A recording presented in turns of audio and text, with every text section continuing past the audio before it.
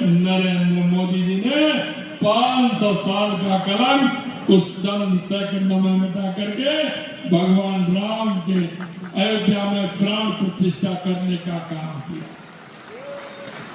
और मैं इसलिए कहना चाहता हूं, तो राम का नहीं वो किसी का नहीं। और इसलिए कांग्रेस में से राम ही निकल गए, राम ही निकल गए। आपको पता है ना, जो कोई ज्यादा अगर बीमार हो जाता है, जैसे हम ऊंट का हल चलाते हैं, जब ऊंट नहीं चलता तो कहते हैं कि इसमें से तो राम ही निकल गया। बैल होता है तो कहते हैं इसमें से राम ही निकल गया। कोई बीमार ज्यादा हो जाता है, वैसा हो जाता है, कहते राम। इस तरह से कांग्रेस के लोगों में से राम ही निकल गया। वो कभी तो कहते हैं टिकट वापस कर दिए, कहीं ने लिए तो कह दिया कि साहब मेरे को तो जबरदस्ती दे दिया, मैं तो लड़ना ही नहीं चाहता। कहीं कहता था मैं तो विदेश में था, मेरे को तो वैसे ही पकड़ा दिया। ये कांग्रेस की स्थिति हो रही है। मैं आपसे कहना चाहता हूं, इस देश के विकास के लिए, गरीब कल्याण के लिए, सीमाओं की सुरक्षा के लिए और इस देश का गौरव बढ़ाने के लिए आपको 26 तारीख को कमल के फूल पर वोट देना है। कमल के फूल पर वोट देना है। मैं आपसे निवेदन करना चाहता हूं, कल 12 लोकसभाओं के वोट पड़े हैं।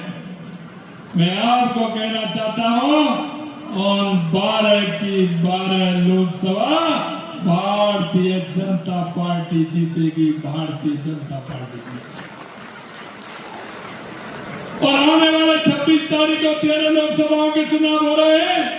ये भी 13 के 13 लोकसभा भारतीय जनता पार्टी जीतेगी।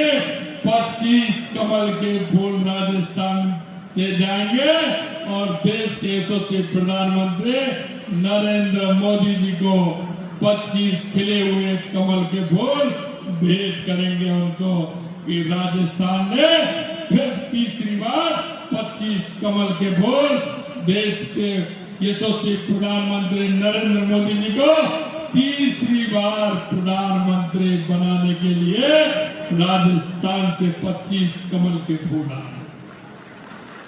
मैं आपसे कहना चाहता हूं मेरे भाई और बहनों, इस समाज का देश की संस्कृति में और संस्कृति को बनाए रखने में इस देवासी समाज का बहुत बड़ा योगदान रहा है, बहुत बड़ा योगदान रहा है। आपने हमेशा अपनी संस्कृति के लिए, पर्यावरण के लिए, पशुधन के लिए जो काम किया है, क्योंकि आपका नाम देवासी है, यानी देव का जहां वास होता है वो देवासी समाज होता है।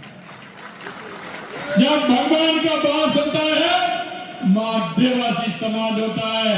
मैं आपसे यही कहना चाहता हूं, हमेशा इस समाज ने देश की संस्कृति को, राष्ट्र की उन्नति को आगे बढ़ाने में बहुत बड़ा आपका योगदान रहा है, बहुत बड़ा योगदान रहा है।